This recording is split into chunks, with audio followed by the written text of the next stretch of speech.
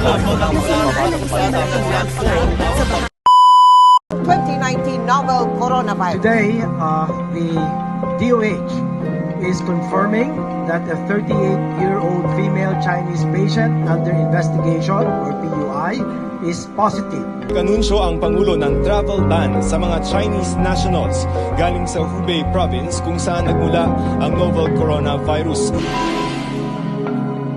Ito ang aktwal na pagsabog ng Bulkang Taal kaninang mag-aalas 3:30 ng madaling araw. Isip-isip ko lang, birthday ko pa, bago yung nangyari na walang pa ako ng bahay.